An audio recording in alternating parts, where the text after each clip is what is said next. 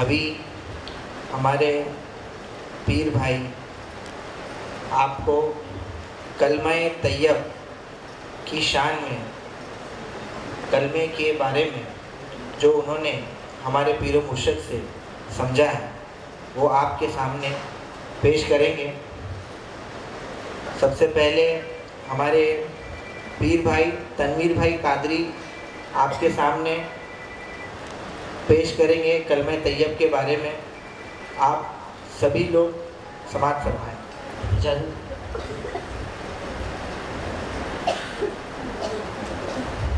بسم اللہ الرحمن الرحیم۔ السلام علیکم ورحمۃ اللہ وبرکاتہ۔ I am very thankful for my Pir Murshid Hazrat Shahnawaz Shah Qadri having a golden opportunity in this golden movement. I request to my Pir Murshid to give me opportunity to talk about Iman and Allah Subhanahu wa Ta'ala. Shukriya, Jazakallah. First of all, what is Iman? Abu Hanifa said, we all follow Hanafi maslak. He said, iqrarun bil lisani wa tasdeequn bil qalb wal a'malu bil arkan. Of this, pronounced by the tongue, believe by at heart, and accept upon by the limbs of the body. Abu Hanifa, what he wants to say actually, that means Kalma Tayyiba is the whole Iman.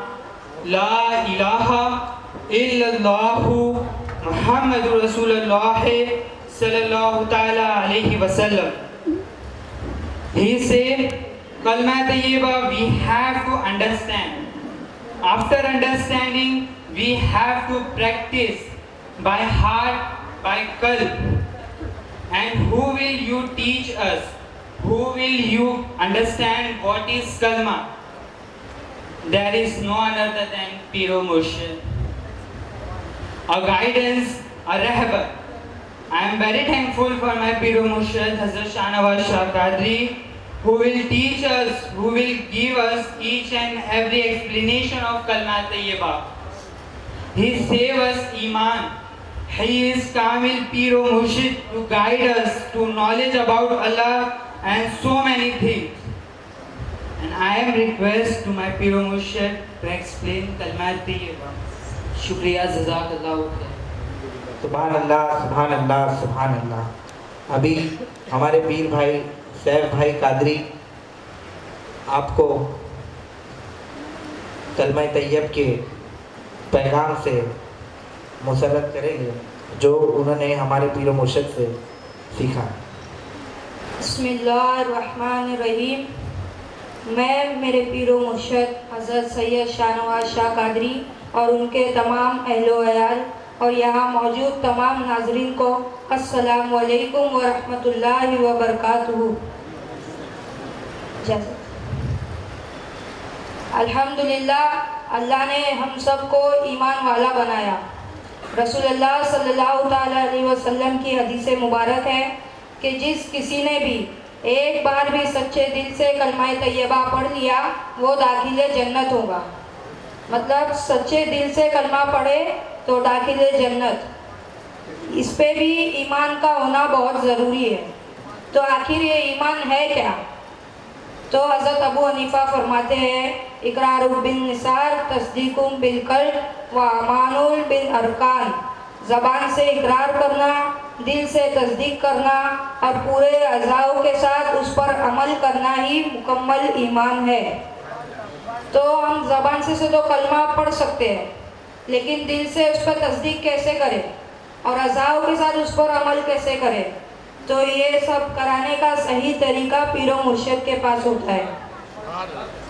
رسول اللہ صلی اللہ تعالیٰ علیہ وسلم فرماتے ہیں کہ کلمہ کل کائنات پہ بھاری ہے۔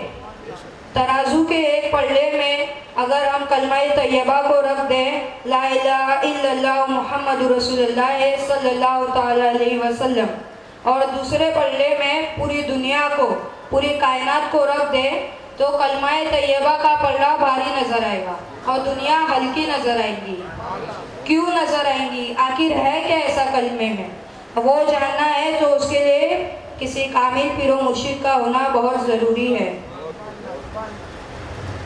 آج ہماری خوش نصیبی ہے کہ حضرت ہمارے بیچ موجود ہے اور ہمارے ایمان کو اللہ اور اس کے رسول پر پکا کر رہے ہیں۔ ہماری دعا ہے کہ اللہ ہمارے پیر و مرشد کے درجات کو بلند کرے اور ان کی اس خدمت کو اپنی بارگاہ میں قبول کرے۔ شکریہ، جزاک اللہ خیر۔ سبحان اللہ، سبحان اللہ، سبحان اللہ۔ آپ تمام حاضرین محفل سے یہ چیز عرض کرنا چاہوں گا کہ ابھی ہمارے تنویر بھائی قادری نے جو بیان فرمائے وہ انگلش لینگویج میں تھا، اور ہمارے سیف بھائی نے جو فرمائے وہ ہندی لینگویج میں تھا۔ ایسا کیوں؟ ہندی میں تو سب کو سمجھ میں آ سکتا ہے، لیکن انگلش میں کیوں ہمارے حضرت نے کہا کہ نہیں آپ انگلش میں بھی سمجھائیں؟ آپ سوچئے کہ آخر ایسا کیوں؟ کیونکہ بتانے کا مقصد یہ ہے کہ ہمارے پیر ہماری آخرت تو سنوارتے ہی ہے، لیکن ہماری دنیا بھی بناتے ہیں۔ ہماری آخرت تو سنوارتے ہی ہے، لیکن ہماری دنیا بھی بناتے ہیں۔ کیسے؟ اسی لیے سمجھانے کے لیے عمل کے میدان میں لانا پڑا، کیونکہ ہمارے پیر و مرشد فرماتے ہیں علم بولے پڑھ کے دیکھ، عمل بولے کر کے دیکھ۔ جب تک کہ عمل نہیں ہوگا فائدہ نہیں ہوگا۔ تو ہمارے پیر ہمیں کراتے کیا ہے؟ قرآن کی باتوں پر، حدیث کی روشنی میں ہمیں اس پہ عمل کرنا سکھاتے ہیں۔ کیسے ہم اپنی دنیا بھی سنوار سکتے ہیں اور ہم اپنی آخرت بھی سنوار سکتے ہیں۔ ہم کو ترازو کے پلڑے کو بیلنس کرنا ہے، تب جا کے سودا برابر ہوگا۔ ابھی پیر اور مرید کا رول کیا ہوتا ہے؟ ایک چھوٹی سی چیز میں آپ کو سمجھاؤں گا تاکہ آپ کو اچھے سے سمجھ میں آئے۔ پیر ٹیچر ہوتے ہیں، مرید اسٹوڈنٹ ہوتے ہیں، غوث پاک پرنسپل ہوتے ہیں، رسول اللہ ہیڈ ہوتے ہیں۔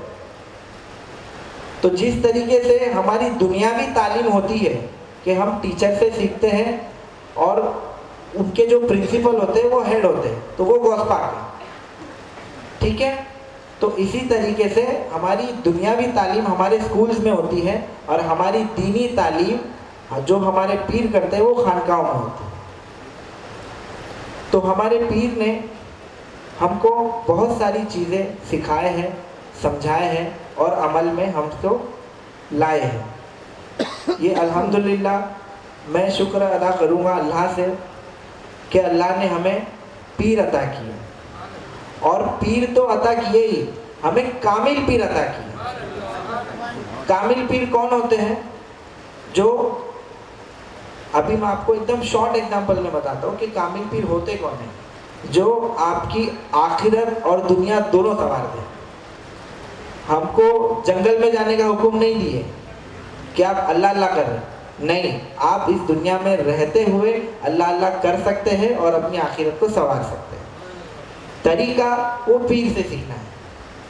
تو یہ ہمارے پیر و مرشد نے ہم کو یہ بات سمجھایا ہے، کیونکہ وہ خود بھی کر رہے ہیں اور ہمیں بھی کروا رہے ہیں۔